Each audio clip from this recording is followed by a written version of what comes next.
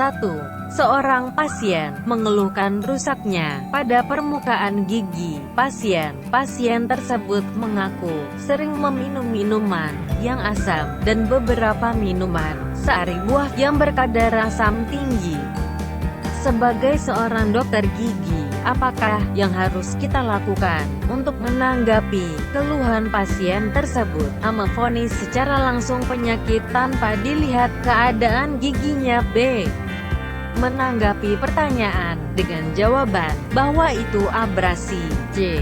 Menanggapi pertanyaan dengan jawaban atrisi. D. Menanggapinya dengan memvonis bahwa itu adalah erosi. Jawabannya D. Pembahasan masalah tersebut di atas berkaitan dengan kerusakan permukaan gigi, yaitu erosi. Hal ini dapat menyebabkan kerusakan substansi keras gigi, serta menyerang bagian gigi anterior atas dan bawah yang terbuka. Penyebabnya adalah beberapa minuman yang mempunyai pH antara 2-3.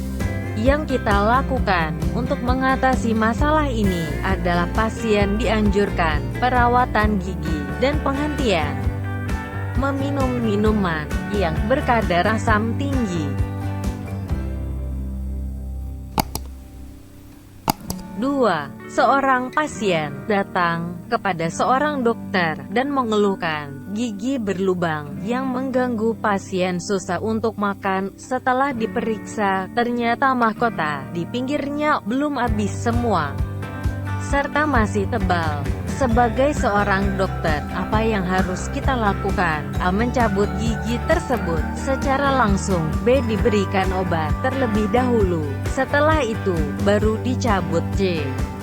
Membiarkannya saja tanpa ada perawatan khusus. D. Menambal gigi tersebut sebelum terjadi karies. Jawabannya D. Pembahasan. Karena suatu lubang pada gigi berarti kehilangan sebagian dari bentuk mahkota giginya. Hal ini akan mempengaruhi mahkota-mahkota yang berdekatan dengannya. Maka gigi tersebut harus ditambal dan dibentuk kembali. Setelah tambalan, harus berbentuk seperti gigi asli dan memerlukan seni yang tinggi.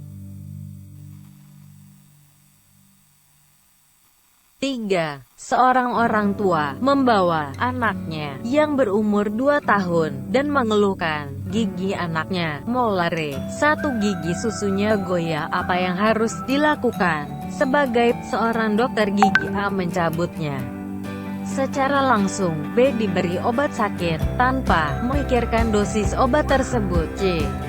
Dibiarkan saja tanpa memberikan alasan yang cukup matang untuk dijelaskan kepada orang tua anak tersebut. D.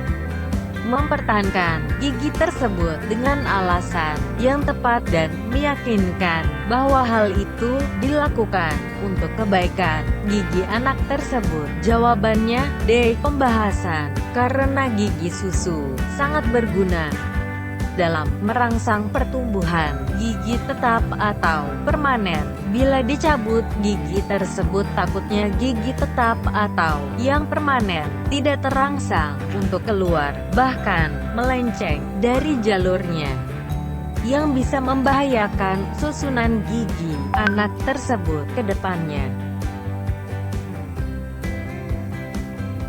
4. Seorang pasien datang dan mengeluhkan gigi berlebih supernumeritut kepada seorang dokter. Sebagai seorang dokter, apa yang harus kita lakukan? A. Membiarkannya saja tanpa ada penanganan lebih lanjut. B. Mencabutnya untuk menghindari gangguan dari fungsi gigi yang lainnya. C.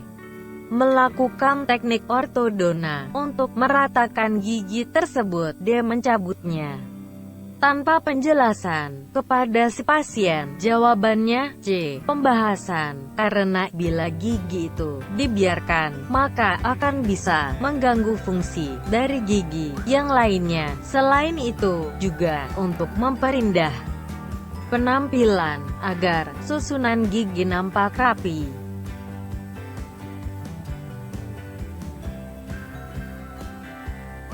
5. Seorang pasien mengeluhkan gigi depannya yang agak maju ke depan, distal bite. Sebagai seorang dokter gigi, apa yang harus kita lakukan? A. Mencabutnya gigi yang paling maju ke depan. B. Mencabut giginya secara keseluruhan. C.